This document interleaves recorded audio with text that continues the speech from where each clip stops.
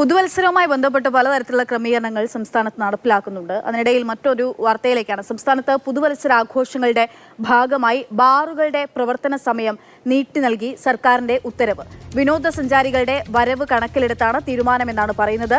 Jibin JB വിവരങ്ങളുമായിട്ടുണ്ട്. Jibin, മദ്യപിക്കുന്ന ആളുകളെ സംബന്ധിച്ചിടത്തോളം സന്തോഷമുള്ള കാര്യങ്ങളാണെങ്കിൽ പോലും സർക്കാർ പുതിയതായിട്ടൊരു മദ്യം പുറത്തിറക്കുന്നു, അതിന്റെ പേരിടാൻ വേണ്ടിയിട്ട് പൊതുജനങ്ങളോട് പ്രഖ്യാപിക്കുന്നു, അവർക്ക് മുന്നിലേക്ക് അവസരം വെക്കുന്നു, ഒപ്പം തന്നെ ഈ സമയം നീട്ടി നൽകുന്നു. അങ്ങനെ മദ്യ നിരോധനമല്ല, മദ്യവർജനമാണ് വേണ്ടെന്ന് പറഞ്ഞ് സർക്കാർ ഇപ്പോൾ എന്തൊക്കെയാണ് ഈ കാണിക്കുന്നതെന്നാണ്?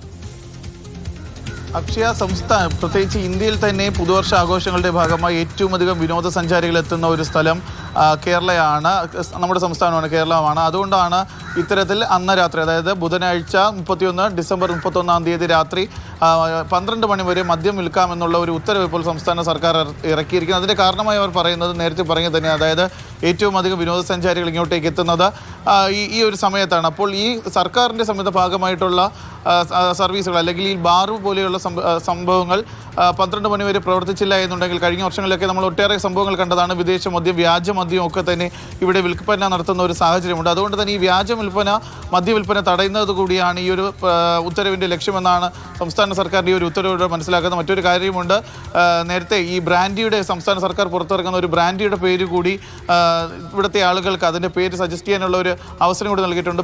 കൃത്യമായ പേര് നൽകുന്ന അതിൽ നിന്ന് തിരഞ്ഞെടുക്കുന്നയാൾക്ക് 10,000 രൂപ പാരിതോഷികം നൽകുമെന്ന് കൂടിയുള്ള ഒരു പ്രഖ്യാപനം കൂടി ഇപ്പോൾ സംസ്ഥാന സർക്കാരിൻ്റെ ഭാഗത്തു നിന്ന് വന്നിട്ടുണ്ട്.